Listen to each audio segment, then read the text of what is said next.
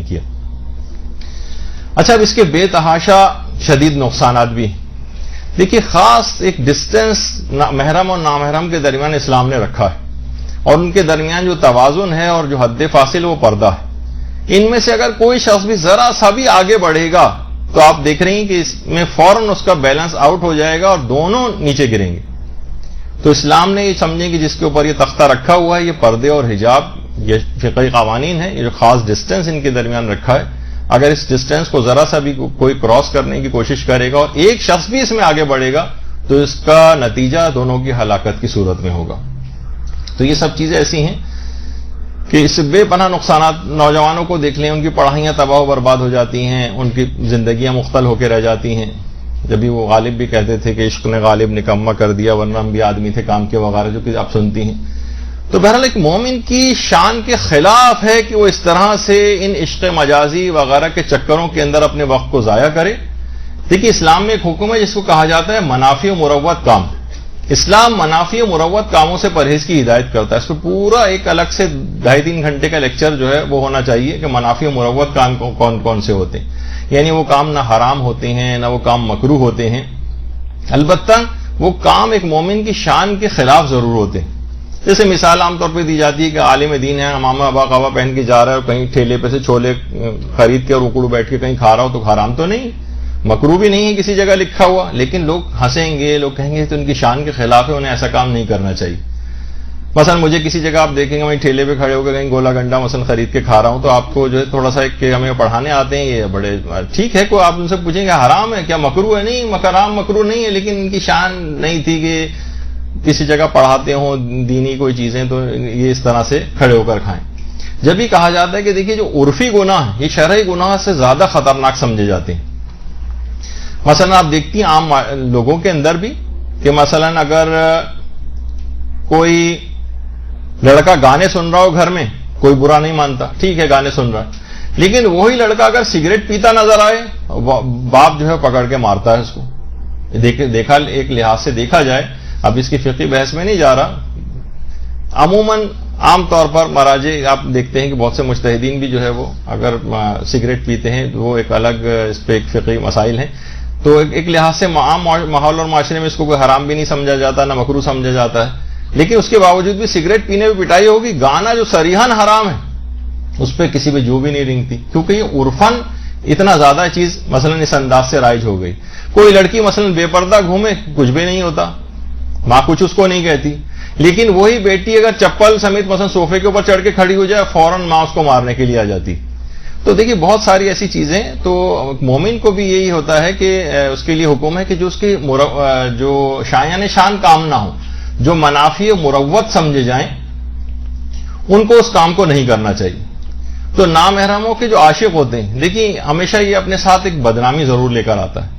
عاشق جو ہے مار بھی کھاتا ہے، بعض اوقات آپ نے دیکھا ہوگا قتل بھی ہو جاتا ہے. تو یہ بظاہر آپ کو یہ ایسا نظر آتا ہے کہ ہارٹ کی شیپ کا، لیکن اصل میں ایک پھندا ہے کہ جس کے اندر ہی گرفتار ہونے جا رہا ہے. تو دنیا دیکھیے اس کو معیوب سمجھ رہی ہے، یہ مثلا بیٹھا ہوا SMS کر رہا ہے، سب گھر والے دیکھ رہے ہیں، اس کے خطوط پکڑے جا رہے ہیں، اس کی ای میلز پکڑی جا رہی ہیں، اس کی عزت نفس مجروح ہو رہی ہے، برا بھلا اسے کہا جا رہا ہے، لیکن وہی کہ سر عاشقی سلامت اور کچھ برا نہ مانا جو آپ سنتی ہیں. تو یہی اس نوجوان کے ساتھ بھی ہوتا ہے. اور یہی نوجوان ابھی تک جو اس انداز سے کام کر رہا ہوتا ہے، لیکن جب کبھی اپنی بہن کو اس قسم کے کاموں میں مبتلا دیکھتا ہے تو فوراً جوش و جذبات اور غیظ و غضب میں بھر جاتا ہے، وہ اس کے خلاف جو ہے اس کے اوپر پابندیاں لگانے لگتا ہے. اور اگر تو اب ہم یہ دیکھتے ہیں کہ جو یہ افراد جو ہیں اپنی عزتوں سے بالکل بے بہرا ہو جاتے ہیں اور اپنے ساتھ اس کے ساتھ اتنے زیادہ منسلک گناہان کبیرہ ہیں.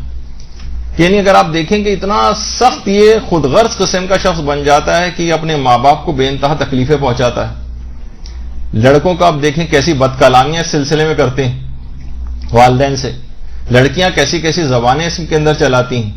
یعنی یہ کون سی آپ کو ایسی محبت ہو گئی ہے، جمعہ آپ کو جو ہے وہ 8 دن ہوئے ہیں کہ جو حقیقی محبت کرنے والے والدین ہیں ان سے اتنا برا سلوک آپ نے کرنا شروع کر دیا. یعنی ان کو اپنے دشمن سمجھنا شروع کر دیا، اور اس شیطانی نفسانی خواہشات کے مقابلے میں آپ نے والدین کی عزت کو پائمال کرنا شروع کر دیا. یہ اصل میں عشق نہیں ہے، یہ فسق ہے، یہ فجور ہے، یہ بے حیائی ہے.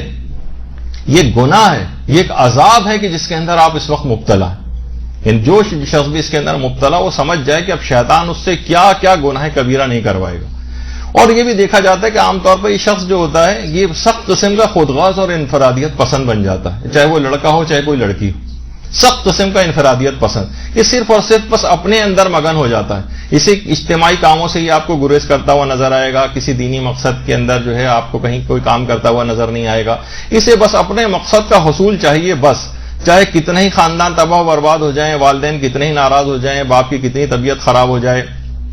حتیٰ کہ یہ تمام افراد جو ہم دیکھتے ہیں کہ حقوق اللہ کے تارک بھی ہو جاتے ہیں اور حقوق العباد کے تارک بھی ہو جاتے ہیں. یعنی یہ دونوں چیزوں کے اندر شیطان ان کو اس طرح سے جو ہے وہ مبتلا کرتا ہے. تو یہ نہ کسی آداب و رسومات کے پھر پابند رہتے ہیں جو شریعت کے، نہ احکامات شریعت کے کوئی پابند آپ کو نظر آتے ہیں. ہر ایک سے یہ بدظن بدگمانیاں پیدا کرتے ہیں. ہر شخص کو اپنے جو بھی ان کے مقابلے میں ان کو سمجھانے کی کوشش کرتا ہے اس کو اپنا دشمن سمجھتے ہیں. ان کو آپ لاکھ فتاوے دکھائیں کہ دیکھیے مجتہدین نے فرمائے کہ اس طرح سے تمہارا اقدامات ہی کرنے جائز نہیں ہے، ان کی بات نہیں مانے گا. انہیں آپ حدیثیں ساری دکھاتے رہیں، ان کی حدیثیں نہیں سنے گا. مکمل شیطان کے چنگل میں یہ گرفتار ہو جاتا ہے، جس کے دل میں بھی عشق مجازی چیز پیدا ہوتی.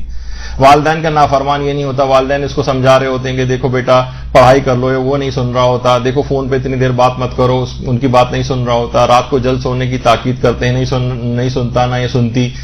تو ان کو سخت اذیتوں میں مبتلا کرتا ہے، بد کلامیاں کرتا ہے، جھڑکتا ہے. قرآن نے جن کے متعلق کہا ہے کہ ان کو اف تک بھی نہ کرنا، ان کے سامنے چیخ چیخ کر باتیں کر رہا ہوتا ہے. غرض ایک گناہ کبیرہ کی ایک سیریز ہے. یعنی اللہ اس سے ناراض ہو جائیں اس کو پرواہ نہیں ہے، رسول ناراض ہو جائیں پرواہ نہیں ہے، امام ناراض ہو جائیں پرواہ نہیں ہے، والدین رشتہ دار ناراض ہو جائیں پرواہ نہیں ہے. یہ سب کو ناراض کر کے اپنی شہوت اور اپنی شیطانیت کو جو ہے وہ صرف مد نظر رکھتا ہے، باقی سب کی مخالفت کرتا ہے. شیطان صرف اسی کے اوپر اس کو نہیں چھوڑتا ہے، ایک کے بعد ایک نئے نئے گناہوں میں مبتلا کرتا ہے. پھر ظاہر ہے کہیں اس کو ناکامی کا سامنا کرنا پڑتا ہے، اپنی راہ میں کچھ لوگ مزاحم اس کو نظر آتے ہیں، اب یہ حرام موسیقی کی طرف بھی مائل کر دیتا ہے. اب یہ حزنیاں گانے شروع کر دے گا سننا اور اس قسم کے، اور موسیقی شروع کر دے گا.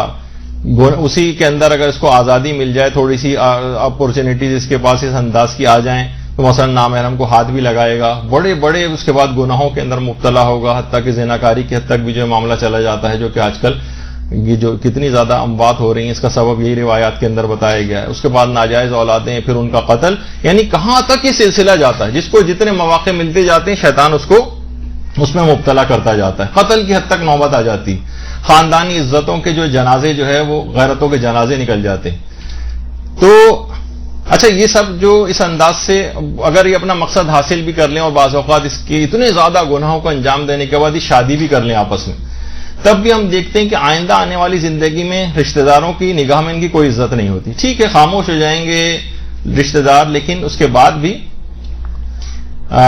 بعد میں ان کی آپس میں زیادہ تر شادیاں بھی اس کے بعد ناکامی ہوتی ہیں، ناکام ہو جاتی ہیں ان کی شادی. زیادہ تر آپ کو پتا ہے کہ ظاہر ہے اس قسم کی چیزوں میں تو پھر رشتہ دار اور والدین بھی ساتھ نہیں دیتے، نہ ان کی کوئی مدد ساتھ ہوتی ہے، نہ ان کی دعا ساتھ ہوتی ہے. کہتے ہیں اب خود بھگتو، تم نے کیا ہے تو یہ دھتکارے ہوئے سی زندگی گزارتے ہیں.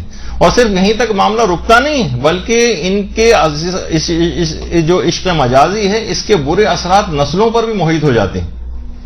اولاد تک یہ سلسلہ چلتا ہے، اس کی ماں ایسی تھی، اس کا باپ ایسا تھا. یہ گناہ کی پرچھائیاں پھر اولادوں تک کا اس کا پیچھا کرتی ہیں، ان کی زندگیوں میں متاثر کرتی ہیں.